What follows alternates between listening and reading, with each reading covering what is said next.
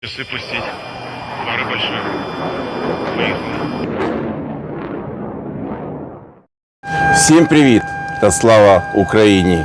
Я Дмитро Антонов і ви на моєму каналі, канал про авіацію.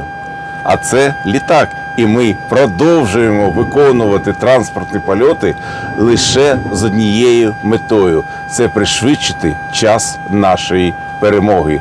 Зробити все можливе для майбутньої незалежної України, для нового авіапрому нашої держави. Сьогодні про найсумніші дні у житті авіакомпанії «Антонов» розкажу своє бачення, як знищувались наші літаки. А це АН-225 «Мрія», АН-22 «Антей», Ан-124 «Руслан», Ан-74 «Чебурашка» та АН-26.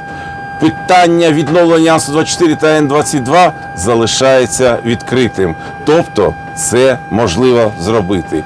Інші літаки безповоротно втрачені. І так, 24 лютого 2022 року триває захоплення аеропорту Гостомель. 12 годин 21 хвилина. К-52 розстрілюють територію аеропорту. Бачимо, Ан-74 стоїть на стоянці і вертоліт готується до атаки. Наступної миті о 12:23 біля Ан-74 великий стовп диму. І далі бачимо вже зі зйомок фашистських загарбників з Росії, що наш Чебурашка вже сильно горить. Слів немає. В цей момент вони були на 100% впевнені, що бліцкриг буде, про що і кричали їхні пропагандони і просто виродки від влади. 1 числа в понедельник. Будем обедать в Киеве. Получается так. Получается. Мы Украину победим за 2 дня. Чего ее побеждать-то, господи, ну Украина. Киев будет взят так быстро? 1,5-3 дня. 2 дня. Потом падение города. Уничтожила за пару дней. Катастрофа в ВСУ в районе Киева. Осталось буквально несколько дней. Как вы знаете, танки на подходе к Киеву. Уже танки в Киеве, они рассказывают о сгоревшей вате, о перемогах. Але тут все пішло не за планом. Злітно-посадкова смуга у Гостомелі виведена з ладу. Виповнити перельот, а правильніше сказати, викрасти наші літаки не виходить. Орки вирішують розпочати знищення наших літаків. Першою в їхньому списку виявляється наша легенда, наша мрія. На супутниковому знімку за 26 лютого бачимо, що всі літаки стоять на своїх місцях. Ну, тільки Ан-74 вже згорів. І стоїть підбитий Мі-8. Ангар, де стоїть мрія, без пошкоджень. Наступного дня в павутинні, в соцмережах з'явилася інформація про сильну пожежу на литовищі. Це відео знято 27 лютого 2022 року за меж аеропорту. І ми бачимо цей сильний дим. Цього дня виловив у мережі фото пожежі під ангаром. Вірити не хотілося. Тому сказав собі, що це фейк. А я вже в квітні знайшов ще одне відео з дрона, інший ракурс, де добре видно, що під дахом ангару, де стоїть мрія, палає пожежа. Потім у якийсь момент відбувається величезний вибух. Думаю, це запас снарядів, складований орками біля мрії. А далі наприкінці цього відео бачимо стоянку літаків, де Ан-26, Ан-140, Боїнги стоять всі на своїх місцях, що свідчить про дату загибелі мрії саме 27 лютого 2022 року. Якщо подивитися на знімок від 28 лютого 2022 року, то бачимо, що ангар, де стоїть мрія, зі слідами пожежі, но диму вже немає. Дуже багато орківської техніки на аеродромі. Маленькі літаки, маленькі, Ан-26, Ан-140, Ан-28 та інші поки що стоять на своїх місцях. Тепер подивимось, як саме знищувались решта літаків. Переконаний, що підпал літаків був навмисний та спланований. Подивимось на знімок за 13 березня 22 року. Аеродром весь покритий вирвами від снарядів. Техніка орків зникла. І літаки розкидані всією стоянкою. Тепер моє бачення, як це було.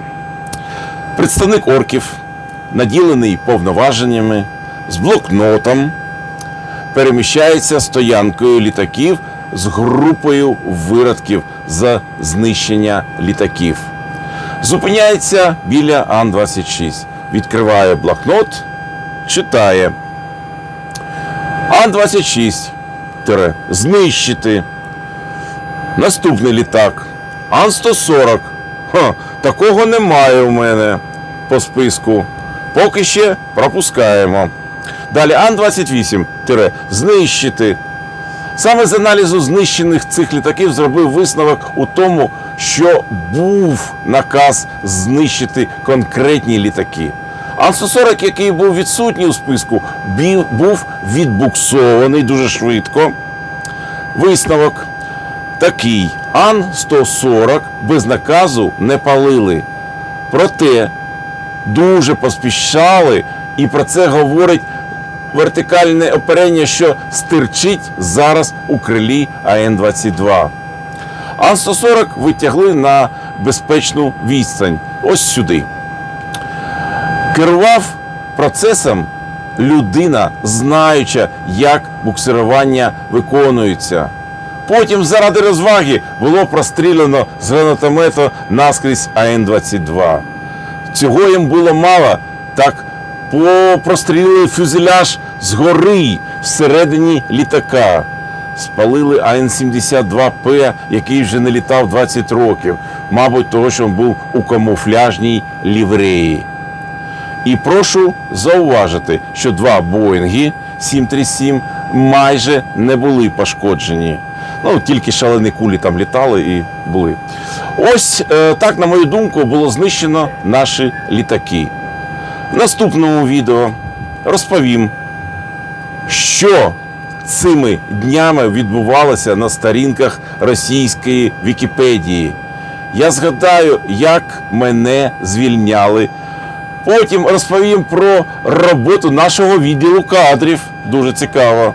Там таких моментів багато.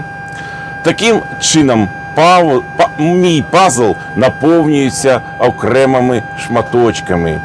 Повної картини ще не було, але сюжет, що розвивається, став схожим на бойовик і детектив одночасно. На сьогодні все.